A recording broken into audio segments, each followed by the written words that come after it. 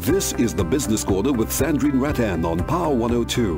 30 minutes of news, analysis and discussions about finance, entrepreneurship and work. In association with the Kariri Business Hatchery and First Citizens, we put you first. Good afternoon, listeners, and welcome to today's edition of the Business Corner. If you all hear my voice as though I'm smiling, it's because I'm surrounded by youths, but we'll talk about that in a little bit. Today is Monday, May 29th, 2017, and I always like to start by thanking our sponsors, First Citizens and the Kariri Business Hatchery. Last week, my guest was Jason Julian, Deputy CEO at First Citizens, responsible for business generation, and he spoke about the high levels of resilience that contribute to the bank's ability to effectively address issues that impact the socioeconomic environment and also its capacity to improve both its sustainability and the customer service experience. Sherez Chimu, program consultant at the Kariri Business Hatchery, also provided an insight into the mandate of the facility as well as a sneak preview of the services offered. Today, we begin a very interesting conversation on youth entrepreneurship, which I think is timely and critically important given the current declines in world economies coupled with rising levels of youth unemployment in the CARICOM region, which currently stands at approximately 40%. Yes, 40%. So in studio with me is Rattan Collins, General Manager, Youth Business, Trinidad and Tobago, who himself is also a youth. I also have young entrepreneurs Candice Lashley and Brian Benoit. And on the line with me is Christo Cave, Director, Entrepreneurial Development Support Services at YTEP. And they would all share varying perspectives on entrepreneurship as it relates to youth in particular. We will be continuing the conversation on entrepreneurship later on, but I said today we start with the most important segment of the population, which is youth. But we take a short break and begin our conversation on the other side of the break. Welcome back to the Business Corner, and as I said, today we would be starting our conversation on youth entrepreneurship, and I think I should bring Christo in. As I said, Christo is Director responsible for Entrepreneurial Development Support Services at YTEP. Christo, good afternoon and welcome. Good afternoon, Sandrine, and thanks for having us on the program. Welcome. YTEP Limited is, very much, part of entrepreneurial development landscape in Trinidad and Tobago, especially with a focus on youth. Yes. So, Christo, just quickly, if you could share with our listeners the mandate of YTEP insofar as the support that you all provide for young entrepreneurs.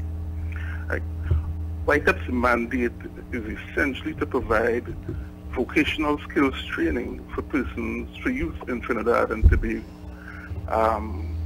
We have expanded to include also persons up to the age of 60 because we do have the retraining program under our ambit that provides skills training for persons who are either unemployed, underemployed, or seeking to be retrained to capitalize on job opportunities that exist out there. Good. Christo, in terms of the training, I know your major focus is skills-based training. What are some of those offered? We have several vocational skills offered in different categories. Like under agriculture, we have agro-processing, grow box. We do have some for construction, fabricating heavy machinery, masonry.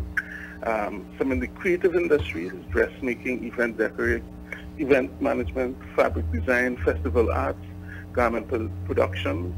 We also cover culinary arts, engineering and maintenance, family services, media arts, and manufacturing. So those are the skill areas that we provide training in. Great. Christo, I'll come back to you. When I return, I want to talk about some of the outcomes in terms of jobs created and entrepreneurs created as a result of those training programs. But let me go to Rattan Collins, who is the General Manager of Youth Business Trinidad and Tobago. Rattan, could you share with our listeners briefly the mandate of YBTT, the catchment that you all serve, and so on? Good afternoon. Well, our main mandate is really to play a leadership role in developing the whole entrepreneurship ecosystem. So one of the things that we recognize is that YBTT can't be the end all for all of our entrepreneurs. So one of the things that we are focused on is bringing together the different organizations, the stakeholders that are involved in getting entrepreneurs ready for the world, and putting them together in one spot. So YBTT really offers training, mentorship, funding, as well as creating networks for persons 18 to 35 who've already started or probably are willing to take the start of their own businesses. And Sandrine, I think it is important, you know, the support system that you all provide. So you have the training, you have the mentorship, you have the funding, so that when young persons approach the organization, it's like a one-stop shop, yeah? Well, it's one of the stop shops, like we like to say, right? Stop. So it's a good stop, but Yes. it's one of the stops, right? So what we provide is really that whole what entrepreneurs at the startup position really need. That training, not technical training as what YTEP would provide, but we provide them with the more skill sets that they would need to operate a business. So in terms of business management, record keeping, because they have the skills. Yes. It's just really understanding how to manage a business where it comes in. Now we partner them with an experienced business person, not to hold their hands, but really as a sounding board, somebody to bounce off different ideas, somebody who's been through the challenges and the failures that they are about to embark on, to kind of guide them through. And then we offer them funding, which is the main thing persons need, Yes. right? Until they realize they start the business and they realize they need more than that. Yes. Right? And now we try to do is partner and bring our entrepreneurs together, which is really something that we saw happen organically. So when we have them in training sessions, you realize that a group of them would have merged together and started networking, and then businesses and networks start from there. So we are now trying to embark on creating that own network for them.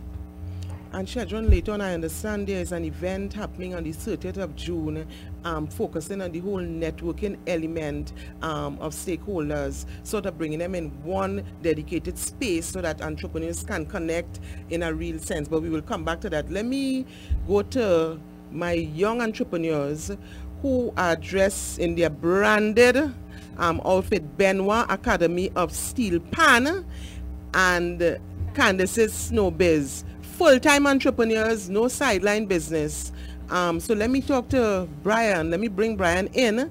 And Brian, first, if your age, I need to get your age because that is what I want to sell the young entrepreneurs.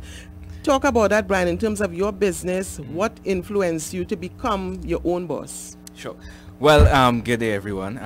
I'm Brian Benoit. I'm 23 years old, and what made me get into business is really the passion for developing the steel pan industry, teaching steel pan. My first thought wasn't really to get into business. It was just to, start a music school and teach. Little that I realized is that I had to understand business or learn business to become an entrepreneur. So the journey has been really good. It's one that is enjoyable. It's hard. It's not easy, but it's worth it. Once you have the passion and your vision, you'll achieve it. So yeah.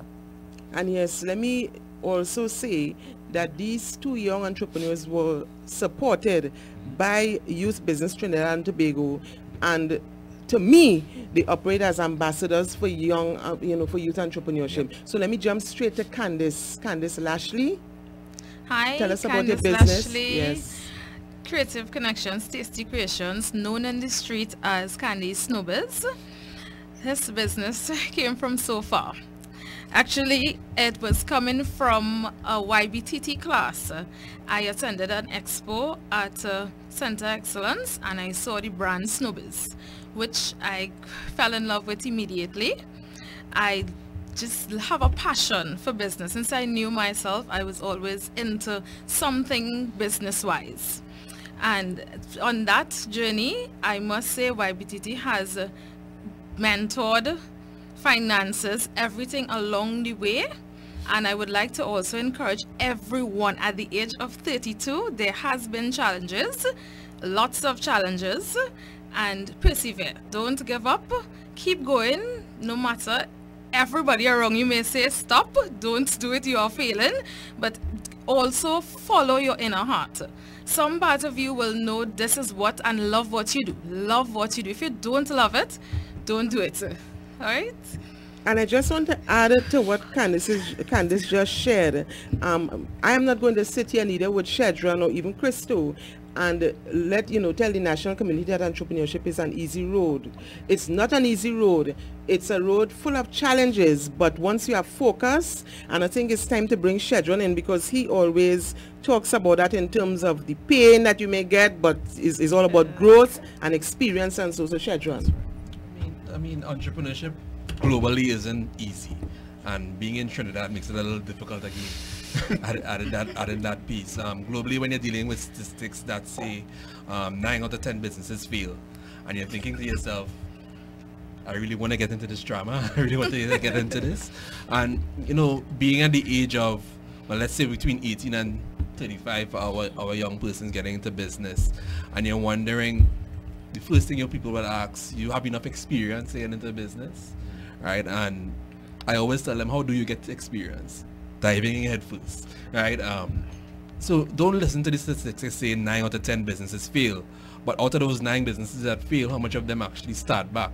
So for YBTT, we really focus on developing the entrepreneur, even more than the business, because even if the business fails, if you really develop the entrepreneur and the person to really operate the business, they can start a new business. They may learn from their mistakes, and we always say fail forward.